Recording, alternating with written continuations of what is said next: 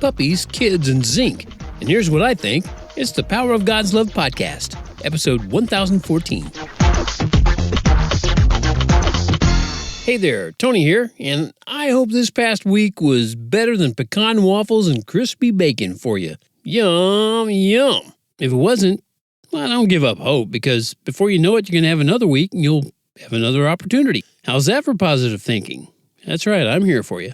And speaking of being here, here's what I shared in the Truth Journal from last week, okay?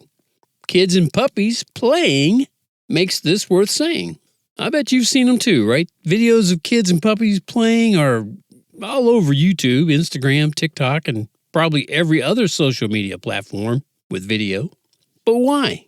It certainly can't be the cuteness factor, because really, kids and puppies playing is just plain boring, right?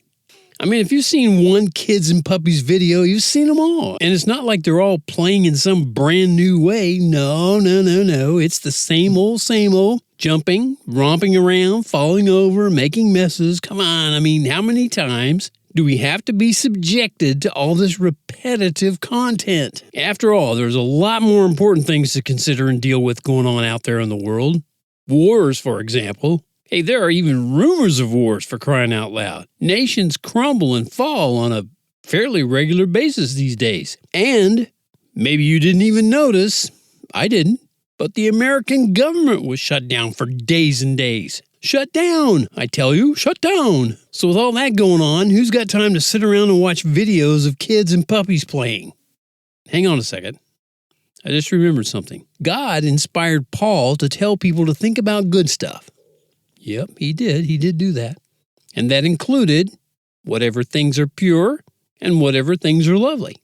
Okay, I guess I'll have to admit there's not much that's more pure and lovely than kids and puppies. And come to think of it, back in 2013, I actually let my guard down for a few minutes and wrote a rhyme about it. And it went a little something like this. Nothing goes together like puppies and kids. Not bunnies and bears, not spiders and squids, or llamas and lizards, not werewolves and wizards, not flannel and foxes, not bison and boxes, not donuts and dragons, not weasels and wagons, not birdies and buckles, not chickens and chuckles. You could take a vote and I'll say my bid's on the number one cute thing, puppies and kids. By the way, just where you know where I stand on this, in case you didn't already know, kids are cuter and way more important than puppies. And human babies are real. So-called fur babies, they're not. You can call your pet that if you want, but only little boys and girls are made in the image and likeness of God, not animals. Okay, enough said on that. And now it's all about putting feelings into words, which is not all rainbows and bluebirds, by the way. Check out this quote. I don't know which is more beautiful, the picture or the poetry. Together, they're fireworks. The ability of artfully putting feelings into words is a rare God-given gift. Kudos. Well, that's what someone told me a few days ago on a social media platform. That made me feel pretty darn good, I gotta say. And I've been putting feelings into words for pretty much most of my life. And I still enjoy every time someone mentions how they enjoyed something I wrote, especially when they describe it in the way that quote did. Because they even acknowledge putting words into feelings the way I do is a God-given gift. And yes, I believe God gave me the gifts of words and music. And I believe I'll be eternally grateful for that, by the way. Because, ironically, I can't fully explain the feeling I get when I complete a writing project. And I also can't explain how I just can't not write. It's the one compulsion I've never overcome. But, to be truthful, I don't want to. Whatever God-given gift you have, I hope it compels you to use it to share the power of God's love with anyone who needs or wants to hear that message. Because I believe these kinds of gifts we receive are for that very reason. Not just putting feelings into words about the temporary stuff in this world. Nothing wrong with that, but that's not it. That's not the goal. By the way, the woman who wrote that compliment to my writing was talking about a rhyme I added to a beautiful photograph by a young woman who's a friend of both of us. The picture was a white, frozen tree in heavy snow with the aurora borealis lights highlighting it from behind. It was really pretty. And here's my description of that picture. I call it the aurora tree. boreal, surreal, and crystalline, in splendid snow and lights of green. I saw the branches dressed in white as silence ruled the sparkling night. I felt electrons spark through me from inside the aurora tree, and I felt like a lightning rod connected to the hand of God. And speaking of the hand of God, have you seen how zinc benefits from the very start, including the most interesting part of your life? You can find 7 milligrams of it in a 3-ounce serving of beef, or 74 milligrams of it in a 3-ounce serving of oysters, and you can find it in a variety of other foods, which is good because it plays an essential role in cell division and growth. In other words, you and I would have never become you and me without it. But there are plenty of other side zinc benefits too. And just so you know, I'm not a health coach and I don't even play one here on this podcast, but I like to talk about the zinc benefits because I think it's kind of cool to understand some of those benefits, especially when you consider it's right there with you from your very beginning. But I'll get back to that in just a sec. Right now, think about these other functions zinc performs in your body. It's crucial for your body's immune system to function properly. Good skin health and wound healing require adequate amounts of zinc, and it's a required mineral for you to be able to smell and taste. Pretty important, wouldn't you say? I would. In fact, I just did. Most experts, as much as anybody can be an expert on the subject, say that animal products are a better source of zinc than plant. And they say that's because the bioavailability of it in animal products is better. And that sounds good to me because I loves me some beef. According to the data, adult males and pregnant women need about 11 milligrams of zinc daily. Women who aren't pregnant need about 8 milligrams a day. And breastfeeding women need about 12 milligrams per day. When you consider there are billions of people on the planet, that's a lot of zinc floating around. Fortunately, it's the 24th most abundant element in the Earth's crust. Somebody say crust? Yum, yum. Who's ready for some toasted butter? Okay, enough of the elemental data. Let's get back to that interesting part of zinc benefits that are there with you right from your very beginning. In case you haven't seen the videos floating around the internet, there are some cool ones that people are calling the spark of life. I like that. I like that name, and it's very appropriate. Other people call it zinc sparks, and that's okay. And they say it's a burst of zinc that occurs when a human egg is activated by a sperm enzyme, indicating the quality of the egg and its potential to develop into an embryo. Okay, that's the scientific lingo on it.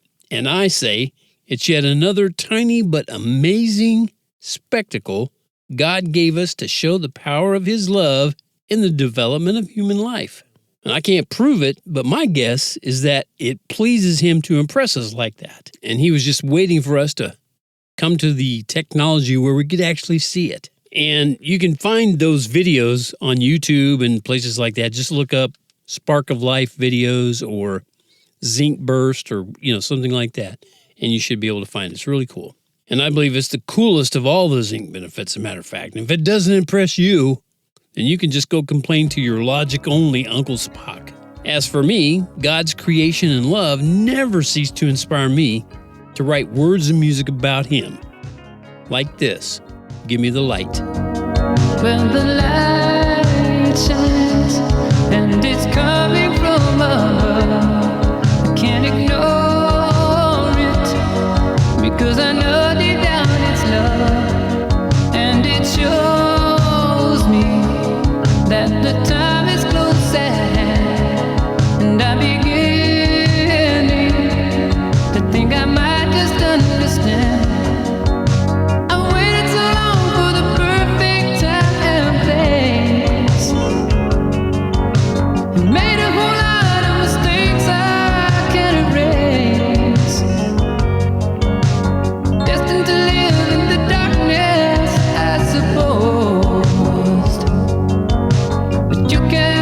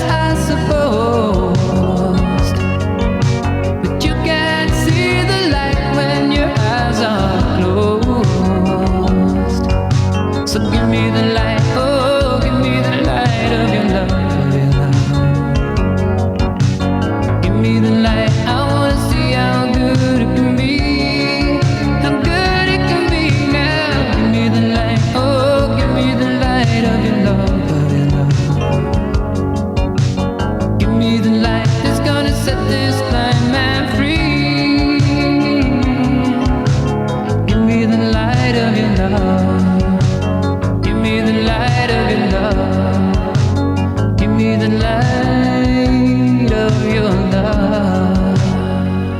Okay, that does it for this episode of the Power of God's Love podcast, brought to you as always by TonyFunderburk.com. And if you haven't already, go over there to TonyFunderburk.com and add your email address to the Truth Journal. Get it sent to your inbox for free, and let's stay connected and spread the power of God's love all around the world.